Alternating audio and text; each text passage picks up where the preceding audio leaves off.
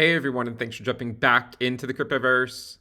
Today, we're going to talk about Bitcoin, a lower low. If you guys like the content, make sure you subscribe to the channel, give the video a thumbs up, and check out the sale on Into the Cryptoverse Premium at intothecryptoverse.com.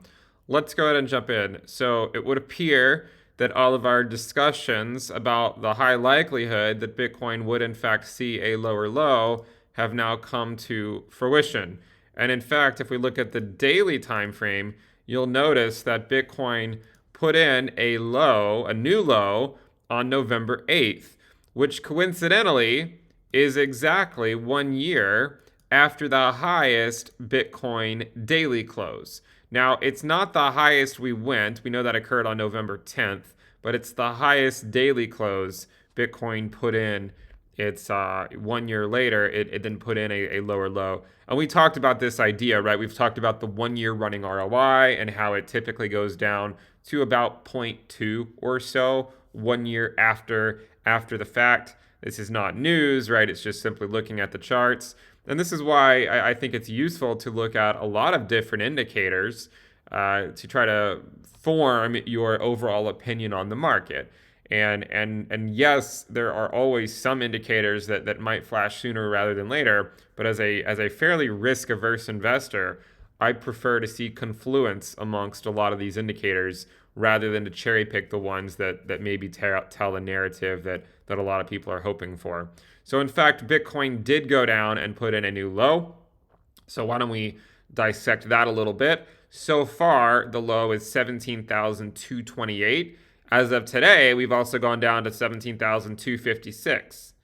So this is, I mean, we've talked about this a lot. And let me remind you sort of the similarities between, 2018 and 2022. If you remember, we discussed at length back earlier this year the idea back over here of simply putting in higher lows, right? A low, a higher low, a rejection off the 200-day, and then a failure to put in a higher low. And we talked about how there was a strong likelihood that this was just going to come crashing back down, and it did. And the reason why we talked about that is because of the same exact pattern that we saw back in 2018, right? A low, a higher low, a rejection off the 200-day SMA, and then a failure to put in a higher low, and then we continued on down. And you'll note that the path down here was about 71% or so to that level, to that low that coincidentally we also put in June.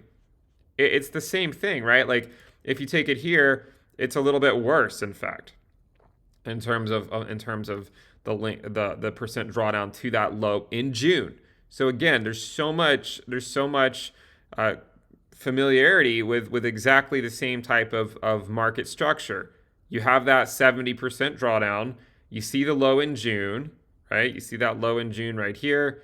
You saw the low in June back in 2022. You rally up for a while. Following this, you continue to put in higher lows, right? You continue to put in higher lows for a while until you don't one day, right? And guess what?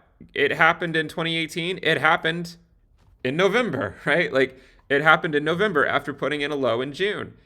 And here we put in the low in June, and again, there were a ton of people saying that this was the bottom, that we were going to go rally back up. And that's really just simply ignoring what we saw during the last cycle, right? It's just simply ignoring the same exact trend.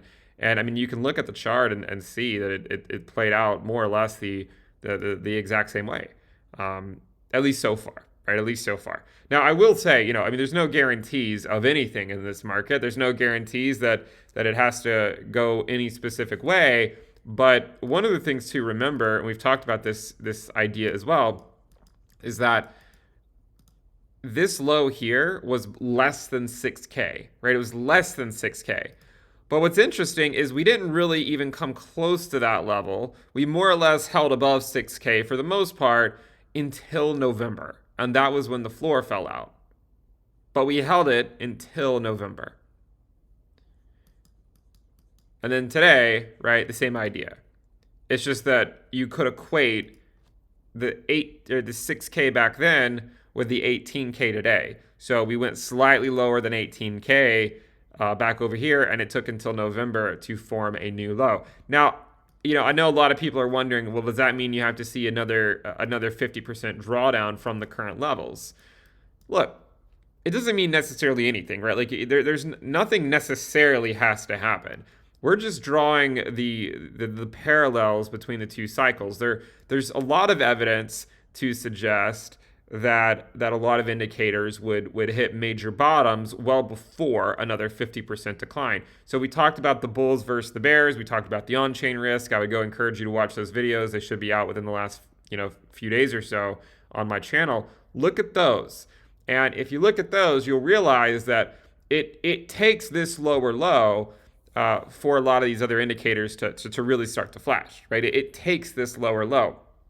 With that said, we don't actually have to go down 50% from here for those indicators to flash. It would not require a 50% correction. I will remind you that we still are, potentially facing a longer S&P 500 bear market than we've seen in the past. So that is, again, reason to continue to be cautious.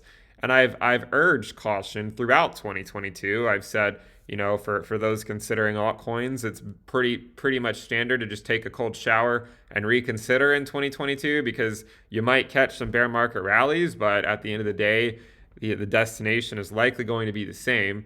And I think you're more or less seeing that play out. So far, Bitcoin has really followed 2018 very closely so far. There are some differences, right? There are some differences, but fairly closely so far.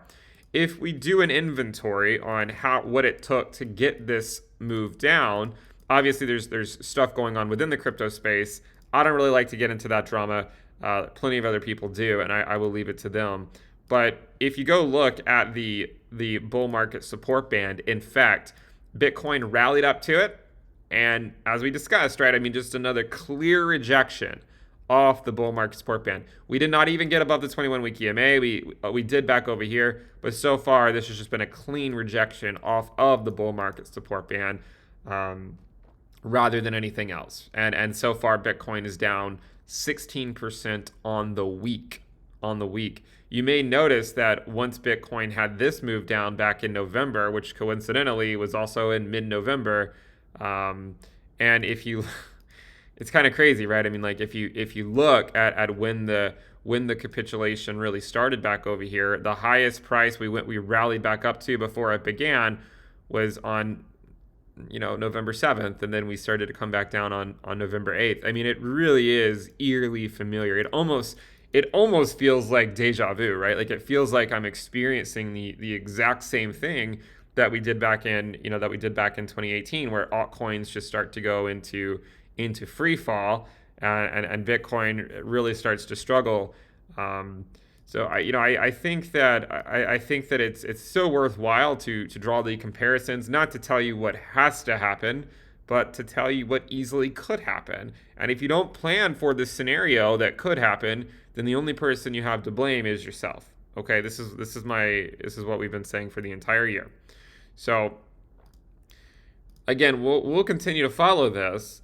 I know there are certainly a lot of people, I imagine, that are hoping that this is just a double bottom, or it's not even double. I mean, it would be a slightly lower low, right?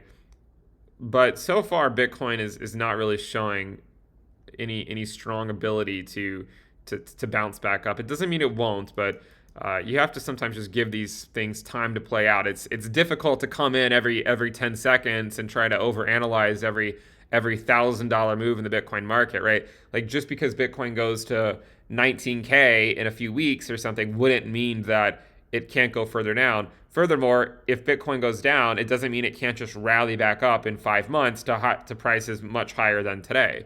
Like if you think back to 2019, the level that we held forever was 6K, and then we fell below, and then we actually rallied back up to more than twice that level halfway through the following year. So a lot of things can happen, right, in this market, and I think people need to really consider the macroverse as well, because we've been talking about that. I think that if you get too focused on the technicals and the charts, without actually considering what's going on in the macroverse, then you can get somewhat lost along the way. Remember, the Fed is they're still raising interest rates. The economy is slowing down. Inflation is still high. Hell, we have a CPI report tomorrow, and I doubt many people care about it at this point because we just saw crypto come crashing back down. But I do think you owe it to yourself to follow what's going on in the macro to not become blindsided by these developments on the chart. Okay, I mean, this is something we've talked about for quite a while, and regards to sort of the event that really kickstarted this, at least what the event that you could argue has a good chance of being responsible for this.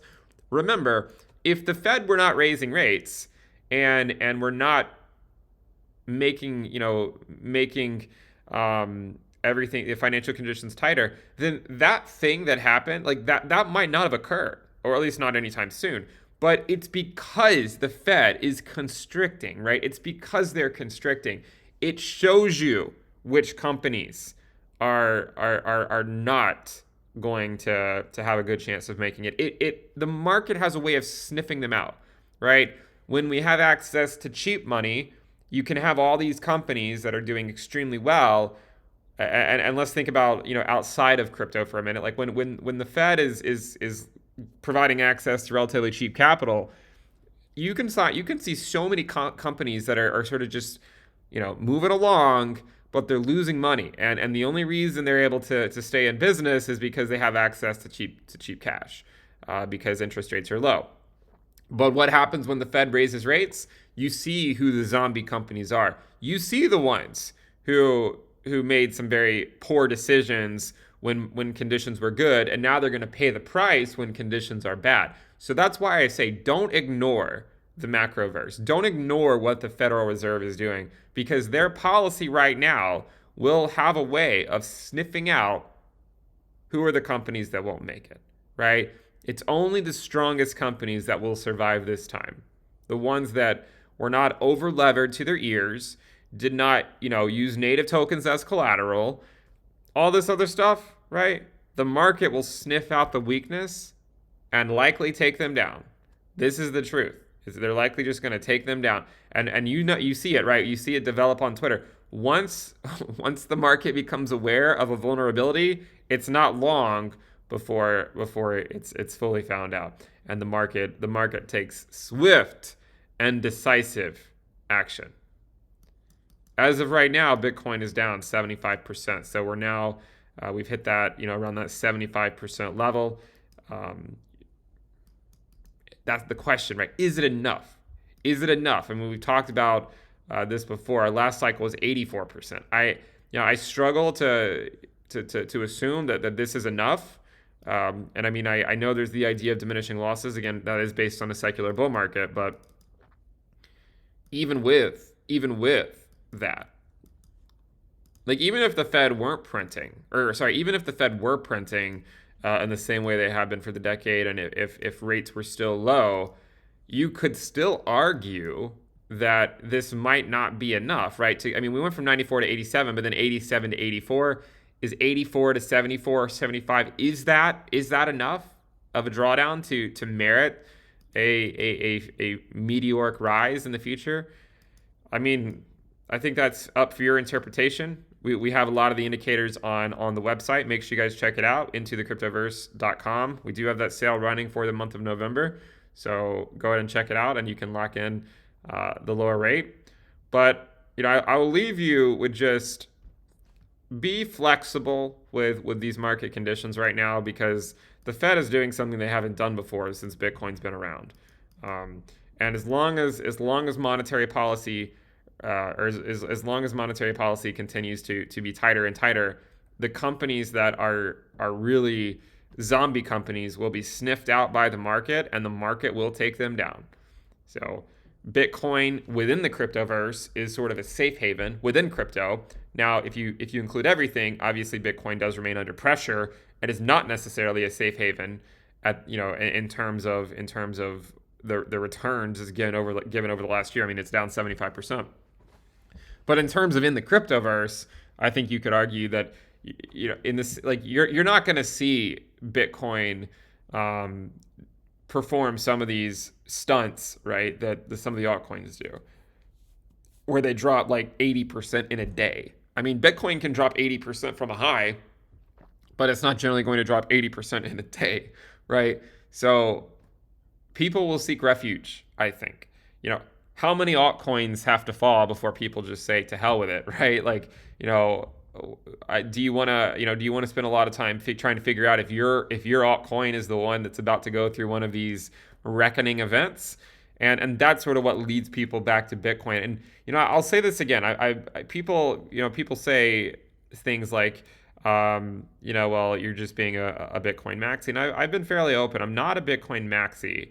I put my maxi hat on in bear markets because I've seen just how badly the altcoin market can get wrecked in bear markets, and I just choose not to partake in it. But I also know that the most oversized gains can occur from the altcoin market, but the only way to really realize those gains in any substantial form is to not YOLO in every step of the way during the bear market into the altcoin market. So that is what I would generally say about that. But anyways, we do in fact now have a lower low on Bitcoin. Just to give you, just to show you exactly where it is. The current low is at 17,200 and oh, did we go lower today? Well, over here, or sorry, yeah. So the current low is 17,266. This one's saying 256. Maybe we just had a brief move lower. I don't really know, but we're currently testing that level. I mean, these things are in flux. They can change very, very quickly, and we could easily continue to sort of test this range here and see if there's actually going to be any support.